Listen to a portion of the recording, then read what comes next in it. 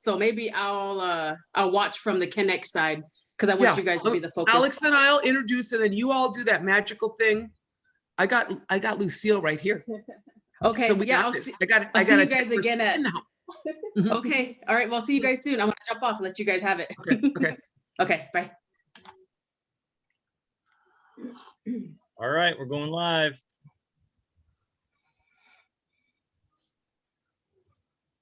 And I'll let you guys know. All right, we're live. Ani Nindoe Maganajuk, hello, my relatives. Thanks so much for joining us this year for our 4th Indigenous Hemp Conference. We're really, really proud of this. It's been a interesting time for all of us. And, you know, I keep looking at this moment in time. Oh, by the way, I'm Winona LaDuke. I'm a director of Anishinaabe Agriculture and Winona's Hemp. And I'm one of the mothers of the conference. And I just want to thank y'all for coming out, because in this time, you know, where we have spent this time in this tremendous change, you know, I think of it as Aaron Dottie Roy talks about pandemic as portal, this moment when everything shifted in the world.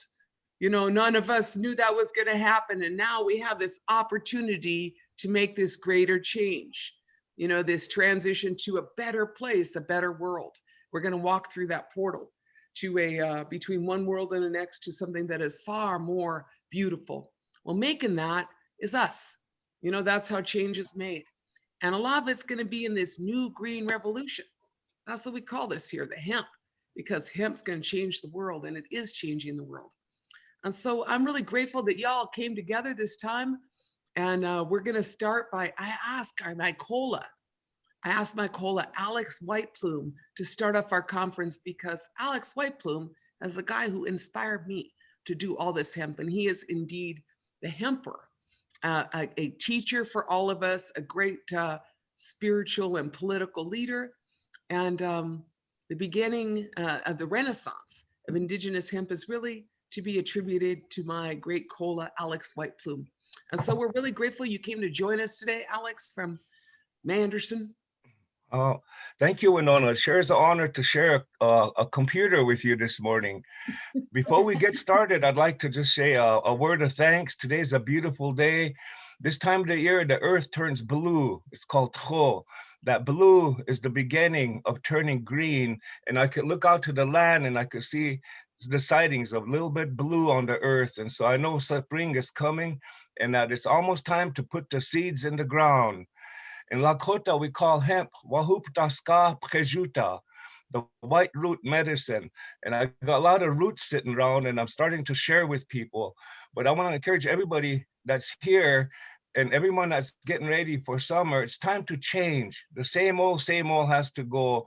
And I want to encourage you to be brave, have courage, to get those hemp seeds and put it in the ground. Many of us been standing here doing that for many years. And all these years we went through hardships, but today hemp is being legalized all over the country. And so we have to start getting to a point where you treat it like corn, where there's no big deal. Many tribes are legalizing industrial hemp, or wahuptaska prejuta, and over-regulating a non-narcotic plant. And so this is the issue that we face today. And this year, I have a surprise for people. My original seeds I started with in 2000, I had sent them and I had them bred, and I had them, I've been planting and saving my seeds. And today I have a little over 1,000 pounds of hemp seed of my original plant that I want to share across Indian country, because there's 0 THC and have high CBD content, as well as other good products. So I want to share that this year. I'm planning on doing that. And the tribal regulations, we're trying to use some of them, but not all of them. So the tribal council, we want to go to them and make some adjustments to the hemp plan they have, they call it. And we got to make it so that it's real simple and easy, and we have to buy from each other. I'd like to get to a point where we all share and sell to each other, and that we all create these different uses for hemp and some real intricate designs my sisters were working on, and I like it.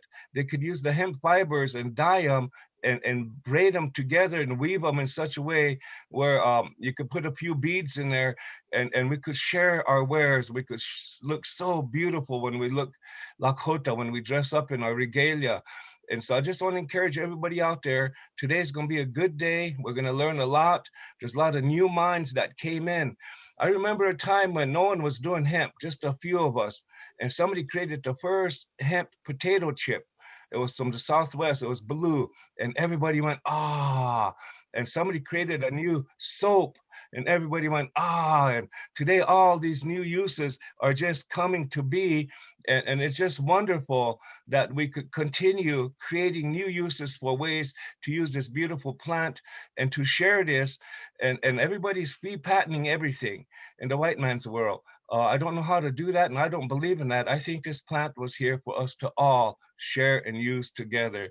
So with that, Wopila, Winona, it's such an honor to be here with you today at your conference, and it's going to be Lila Washte. Miigwech.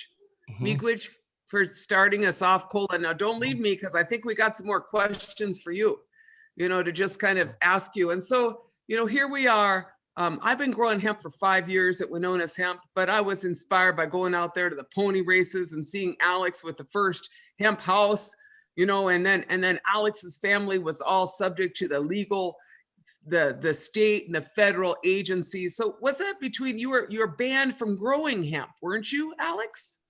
Yeah, I was the only family in the world that had a restraining order, lifetime restraining order, never to grow hemp. I'd like to make an announcement. Winona is the first Indigenous woman to use a hemp brake to break the stalks and the fibers down in the United States. So you have that honor of being the first Indigenous woman to break hemp using the original Thomas Jefferson hemp brake. And my hemp brake had some of the hemp twine still stuck in it from 200 years ago. So it's an honor to see you do that, and you have that title, Winona. Thank you. There's a lot of work from that to making all the canvas we plan to make.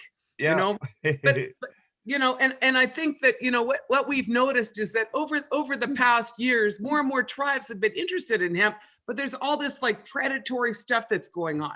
And that's part of why we have this conference, is to kind of like open it up, because, I like what Philip Whiteman said. He said, the next economy is about cooperation, not about competition. Mm-hmm. And the fact is that if you want to change the world, you should find some good pals and change it together, because you can't do it all on your own, but as we see out there, there's this emergence of so many Indigenous nations are interested in hemp for so many obvious reasons. I mean, first of all, we could, all that stuff we could make out of it. I'm mostly interested in textiles, because if the word canvas comes from cannabis, that seemed like a pretty fundamental part of so much of our, of our economies. And a lot of our tribes have been growing hemp for many years. In fact, in your nation, that was a part of even isn't it a part of the 68 treaty, the right to continue cultivation? Yeah, our treaty states that we create our own fiber, food and fiber. And so that's actually interjected into our treaty. And our tribe passed the original law in 1998, and our THC level was at 1%. And so when they were making this new laws when Trump approved it, I guess the tribe depended on 3 lawyers that had nothing to do with marijuana or hemp. So they lowered it down to 0.3, which was the American level. And so now the USDA just recently passed their rules, and they went up to 1%, what the tribe originally had. So now we're trying to get our tribe to shift again. And most of our tribal councils are modern day legislators, they call them. They're not leaders, they're legislators, they're representatives. And they don't really know the deep inner situation with the cannabis world. So they just have these lawyers that are from the outside come in, and they write some legislation for them, and they all just jump on the bandwagon and approve it. So it's really kind of scary and dangerous at times. I have to meet their rules. And so it took me 20 years to get to the point where I finally could grow hemp. And they said it was illegal, but when the Oglala Sioux tribe is under a bill in Congress, but under the Oglala Sioux tribe, we have a treaty that was signed by the United States. It's a living document that's real. It has never been rescinded. So we went under the treaty rule. And I think today all nations across the reservations. We shouldn't use that word tribe. If you look in a dictionary for the word tribe, it means a pack of wild dogs. So if I have to be a tribe, I always claim to be a Rottweiler, you know. but we have to symbolize sovereignty and stand with this seed in a sovereign manner and let this seed grow. And they were almost wiped out, just like our buffaloes were almost wiped out. They almost wiped out like the wolves were nearly wiped out. They almost wiped us people out, the indigenous people out. The seed represents the same plight that we have today. And so we all have to join cooperative together and stand in solidarity, not unity. We'll never have unity because we have too many differences amongst the nations. And so I want to encourage everybody, stand in sovereignty, and let's stand together in sovereignty with the seed, and let's represent our stories together. The two-legged, the hemp seed, the wahupta skaphejuta, it's the wasu. Today, the Sioux, it means it's the strongest symbol. Sioux is the seed. And without seed, nothing would grow. We won't grow. The trees won't grow. Nothing starts from root. We all start from a seed. So we have to cherish this seed and treat it reverently and respect it. And that good things will come from that if we act in this manner. You know, thanks for you know, telling us that and reminding us that, because you know, I learned a lot. You know, I'm pretty good at corn, beans, squash, potatoes, you know, and I never grew cannabis, you know, all those years. And I just started growing and you know, you had to learn how to grow it, you know, and one of the things I've been noticing is that there's a big push to make a lot of money off of the plant, right. You know, and I don't think a plant is a slave. A plant's not a slave. And I think that what's happened is that both with the, you know, USDA, and then on the other hand, with the legalization of cannabis, like I'm 100% for legalization, but I also want to have good intent, right. You know, so what I think is that the plant is a medicine, and the plant, and what I know is the plant is a medicine. I also know that the plant has this ability to change the world, right. To change the world. And so if you want to partner up with the plant to change the world, it's really time to learn about the plant, not tell the plant what to do, because you know, the plant has been criminalized, amazing, criminalize a plant, you know, here in North America after so much valuable use and kind of, you know, so reconstructing the industry. When we started our Winona Hemp, we're going to talk about that later, but, you know, I went to see you, I saw your cool, you know, hemp, you know, decortication, you know, the stuff that we started with, right? But you know, we start with that, and then everybody's like, oh, do this, you make $1 million, do this, plant these guys, get this big piece of equipment, get these things, you know, and one is that, you know, one is we need to be solid on what we're doing, you know, and who we are, you know, and remember our relationship to plant. That's what I think is super important, because when I started growing the plant, like I heard all that stuff, but that's like a lot of smoke and mirrors. The question is, what's the plant? How does it grow where you live? Right. You know, people say, I want to grow cannabis. I say, do you grow food? You know, good idea, grow food and grow cannabis. You know what I'm saying is like, if you grow hemp, you can grow tomatoes, you can grow potatoes, you know, so I think this is part of this renaissance, but also watch how the plant grows. And I didn't know things like, I understood the girls have the flower and the boys got to keep the boys away, but a hemp field is all full of girls and boys, and they're all having sex and they're all having a really good time. And at the end, you have a hemp field that's full of fiber, you know, and your fields were so happy. I remember when they banned you, but your fields grew back anyway, huh? The seeds come back. And so what do we learn from what the plant's like, why they come back? You know, why did they come back? What did we learn? How do we, you know, build up the strong seeds? You know, a lot of our seeds, like you're talking about, there's all kind of feral seeds, because when it was criminalized, when it was criminalized, those guys went and hid by the riverbanks. So there's all kind of seeds out there. Those are tough dudes. Right. And those are the ones I think that we can start bringing back, but with reverence and with respect. Instead of telling the plant, you're going to make me $1 million, say, let's work on this together. Change the world, my friends. You know, our relatives, you know, I think it's such an interesting time, and your leadership been so key to this. Strong, you know, spiritual. And the other thing you're saying, I think is super important, is the idea tribal governments get all twirled like this. That's my impersonation of tribal governments some days, with all the federal regulations, right? And then the Trump administration was even worse, you know, and being strong for our seeds. This is sovereignty. The seeds don't belong to the federal government. The seeds belong to Mother Earth. Yeah. And how we as nations begin to exercise our jurisdiction. This is going to be an interesting path ahead. Yeah, right. I think for a while there, people were jumping on the bandwagon to make $1 million overnight, become instant millionaire. And they weren't worried about the seed. They weren't worried about the soil. They didn't worry about where to get the water. I think a person should plan on what he wants to do and then address his amount of seeds he wants to plant to support his own little self.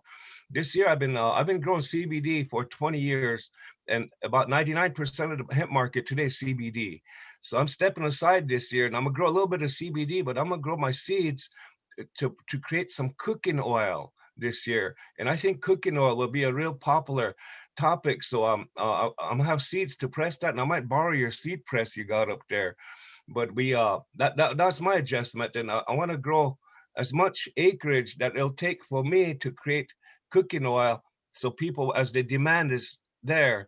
So I'm not going to overdo it. I know a lot of people in Colorado, there's thousands of acres of hemp still standing in the field because nobody bought it, because they just wanted to boom, thought they were going to get instant millionaire.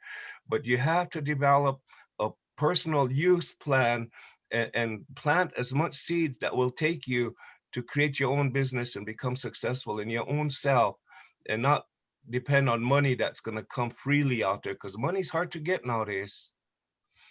And the other thing is that I feel like this conference, we're hoping to actually encourage hemp like seed societies.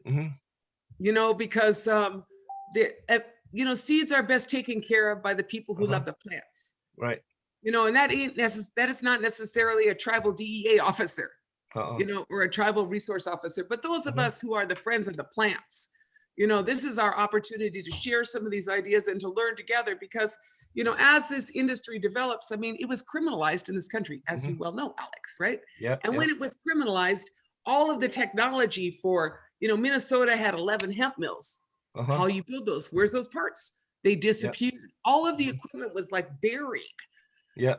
And it was criminalized. And so it's like a forensic mystery that we are reconstructing. And, you've had friends in Europe that have come over. I mean, you got a lot of your friends from Europe, from our old relations, from all our long relations of building solidarity, but so now I'm interested. I'm seeing this technology that's being transferred from other places. I mean, I see Western, I see Eastern Europe, and Turkey, and like a lot of places are doing this. It's super interesting, this moment. And so what we want to do is really create this learning process for tribal hemp growers, cannabis growers, so that together, we can learn. And what I know, I share with you, because if I change the world, if I figure out how to grow hemp and put it in the mill to turn it into something like this fabulous hemp jacket I have on, see my hemp jacket?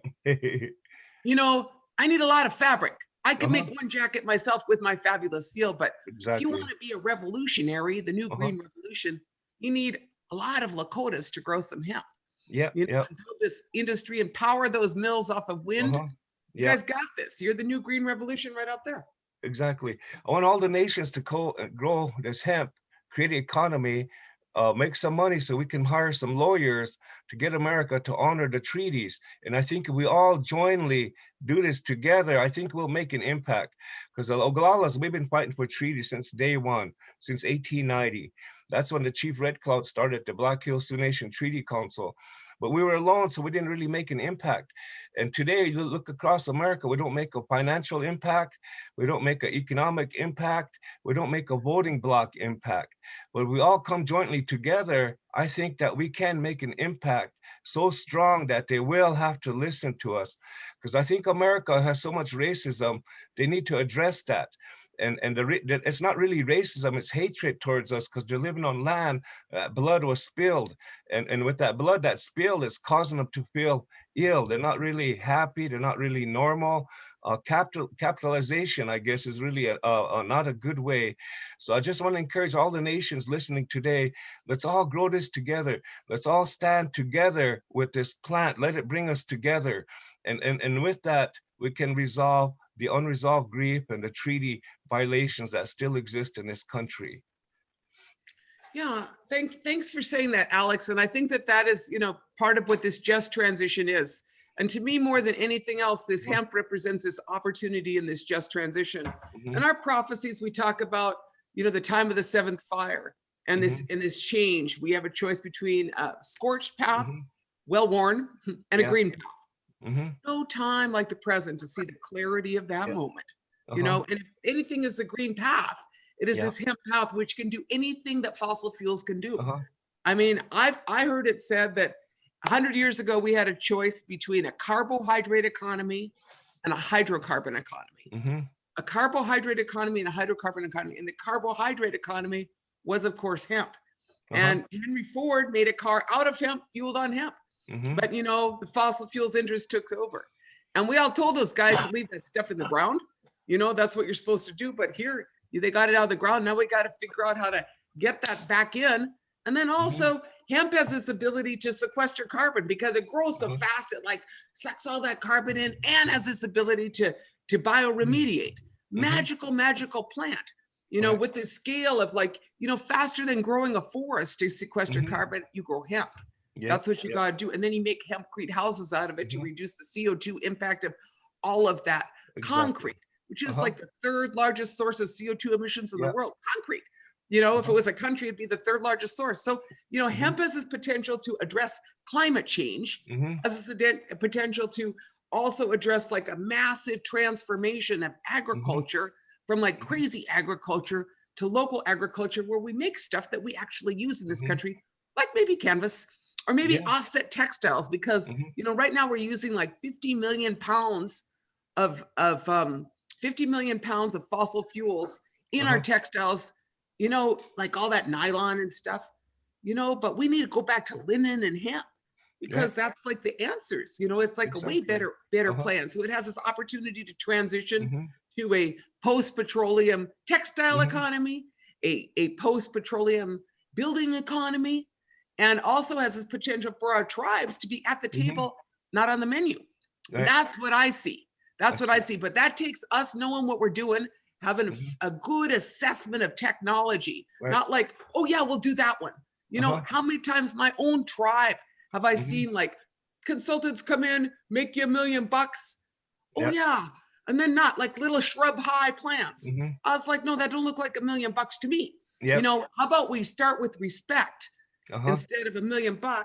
And then we'll be at the table soon enough, but we'll be at the table because we got this. So, I just want to thank you again for your leadership on this, because without you, like a bunch of us wouldn't have had the courage to keep following up. And hemp arrived, but you're the one who kicked the door open for Native people. Well, thank you, Winona.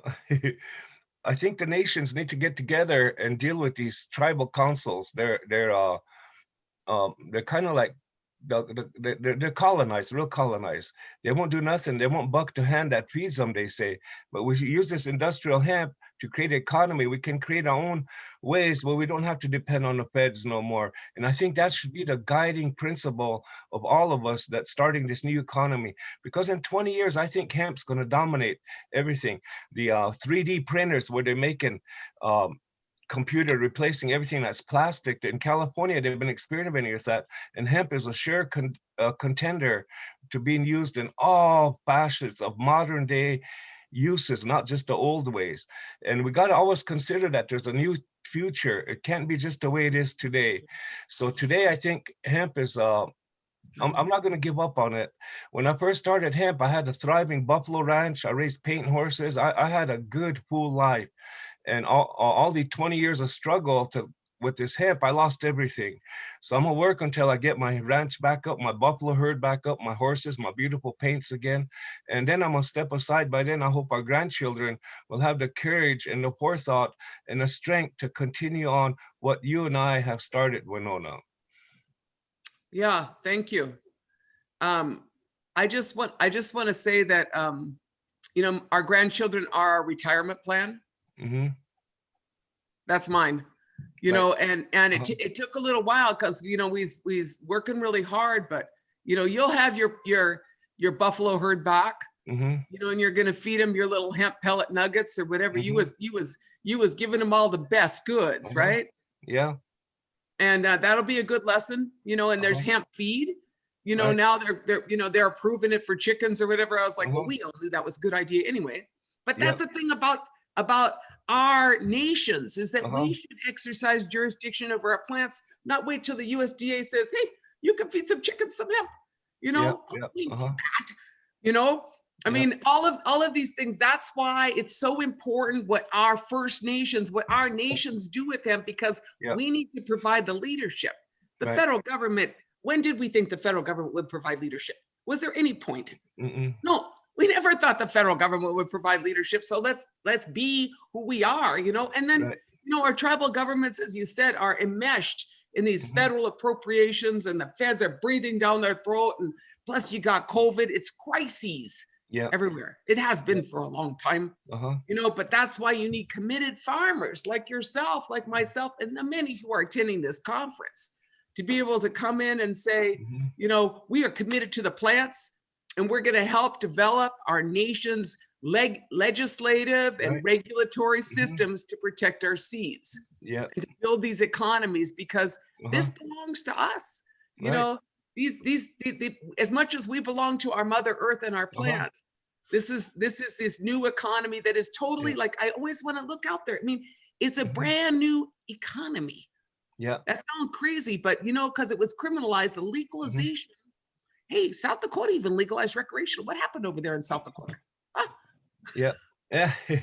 The Republicans, they want it because they live on the farm bill. They live on subsistence from the government, so they don't have to plant their wheat and corn. But hemp is they voted for it. It's not legal yet, and I hope it keeps being illegal so the tribes, we can make some money first before they join us. well, Not to sound selfish. well, Alex, you know Uh-huh. that indigenous grown hemp and cannabis is going to be superior. Exactly. You know, I mean, after all, who can sing those plant songs? It's better than Uh-huh. us, right? Yep. I have my seed from the beginning 20 years ago, and they're superior. And I want to supply that to all of Lakota country across the United States. I think one of the things that we all need to look forward to is how to help each other. We should create a decorticating machine where one nation has that. We all bring our plants to get it decorticated. Somebody has an oil press to make oil. We go to one person. We just all support each other in this manner instead of everybody being individual and owning everything. I think we need to be jointly together, and we can share. We could transport our stuff across country. The treaties protect us, and that new farm bill protects us from transporting our hemp across the country. So we're safe. People still think it's illegal. I had a person come by me the other day and said, he laughed and said, "Is it legal? Because I planted some hemp seeds," he said, and he's kind of like shy, you know. I said, "Yeah, just stand up, jump up and down, tell the whole world you planted hemp seeds. It's legal now. It's recognized. It's a non-narcotic plant that finally had all its regulations put on it to grow. So you have to learn how to deal with regulations. And I'd like to eventually work where hemp is not regulated no more. Cannabis sativa is not regulated. It's just not right. Our tribe passed recreation and medical as well, and they're working on the regulations today. So what I'm trying to do is I'm trying to work with the ones who wants to grow. It's okay that all females grow together, but you get one male in there, it's gonna fuck up the whole deal. So we have to learn, use one male to pollinate and then take it out and let the females do their magic. So we have to have learning sessions, teach people how to grow and what to do. And I'm willing to share my knowledge with everybody that comes. And I in Rosebud Reservation, they're considering it as well now today. But kind of cannabis sativa and cannabis sativa L are both from the same plant, but the females are the ones that make the best power, the medicine. They make everything strong. So I'm planning on having those sessions here to teach people that want to grow cannabis sativa or cannabis sativa L or marijuana and hemp. I don't like to use the word hemp. It feels like it cheapens that plant. And so I call it Wahupta, or I call it cannabis sativa L, and people are starting to catch on today. You know, Alex, thank you so much for saying all of that. And I know that we have some more speakers coming up, but you know, I have wrestled with this, you know, because I say I'm a cannabis grower too, and then people say, "Oh, you can't say that." And I was like, I just did, you know. but the point is that, yeah, the plant is that designation is a legal white man designation, Mhm. you know, and you know, we never fit in that box anyway, right? You know, and the other thing is that the plant expresses itself in different ways. And so to Mhm. punish the plant, like you and I know that if I want to go smoke something that's full of THC, I'm not going to go to Alex's field. That'd be dumb. You know, I'm going to get a headache. Uh-huh. I'm sorry. Right? You know, so I mean, if you're growing a plant and it's 1% THC, it shouldn't be illegal, because why would you smoke 1% THC when you could go get 20% THC from Colorado? Exactly. Right. Right. So, you know, that's part of what we need our tribal governments to understand. In the meantime, the growers like ourselves will continue our commitment to our plants. Right. And to this future. So Alex, any final words? I know it's time for our next speaker, but we're just so grateful that you showed up from downtown Manderson. No, from Keysa Park. Yep, Keysa Park. I just want to encourage everybody, stand solid, stand in solidarity, stand sovereign, and stand proud, because we're Lakota people and we will make a difference in the future. So hokahe, that's what I like to say. Wopila. Miigwech. Thank you. Wopila. Oh. Okay, our next session. We're going to start our next session in a minute. Thanks. Stay tuned. And Miigwech, Alex. Hookshot. Do I hit leave here? All right, we're good. Right on, Jason. Good job, guys. That was great. We'll see ya.